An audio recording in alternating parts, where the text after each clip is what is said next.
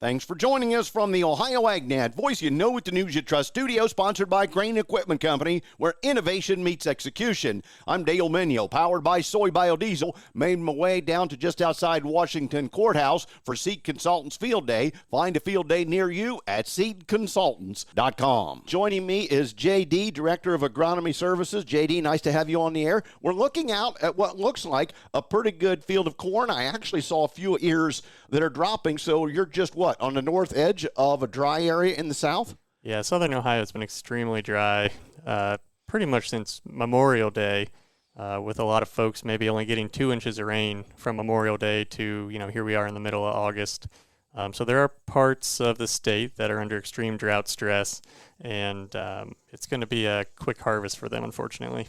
How do we learn from this scenario? Because Ann Dorrance used to tell me, if there's no disease, there's no pressure, I can't learn anything this year. We've got something that we haven't seen in a while. How do we go about learning from this as we plan for next year? Yeah, so in extreme drought situations, one thing I'm looking at across our corn hybrid lineup is what are hybrids with excellent drought tolerance? And we got a few early season, mid, and late season hybrids that feature the Aquamax trait that does work.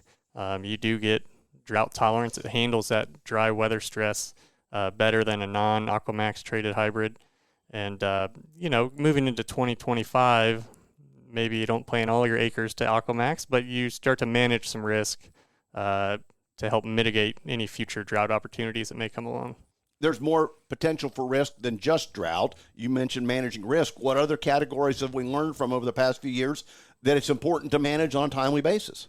Yeah, so managing risk in the spring is very important. And so this year in northern Ohio, I think they had 6 weeks where it rained every other day, which is really unfortunate.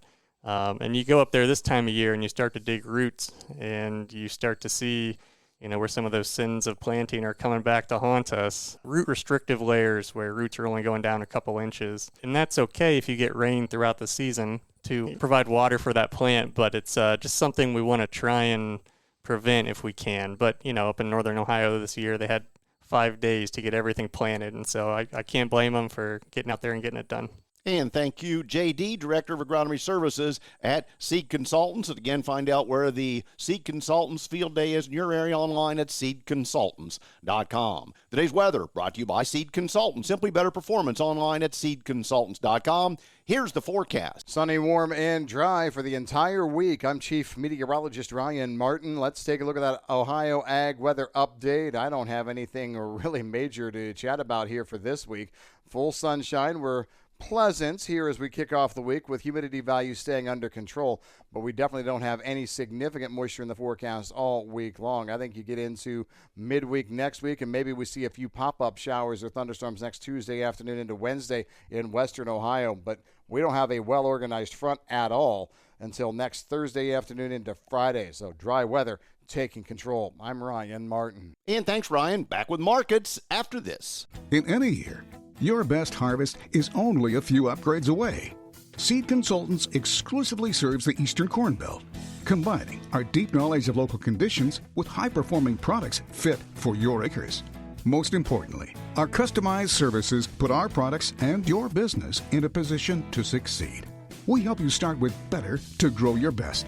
Visit seedconsultants.com to learn why our products and services are simply better. Hey Ohio, exciting news coming to you from Ohio's Country Journal. Subscribe or renew your free subscription by September 20th of 2024 and you could win one of 4 50-inch televisions. Ohio's Country Journal is free, but subscribers have to renew their subscriptions every 3 years to continue to receive it. Subscribe or renew to stay updated on all things Ohio, from agricultural insights to rural lifestyle. Don't miss out. Visit our website today at ocj.com/renew. Time now for the midday market analysis provided by Leist Mercantile and sponsored by Brandt, helping growers take control for over 70 years. I'm Ryan Metzger with Leist Mercantile, providing your weekly export data update. This morning, the USDA released their export sales data for the week ending August 15th. Following a historically slow start to export commitments, we now have a U.S. dollar trading lower and futures prices that appear to have finally become attractive enough to get some world demand. The USDA announced sales of 1.677 million metric tons of new crop soybeans and 1.291 million metric tons of new crop corn. Current crop wheat sales were announced at 492.7 thousand metric tons.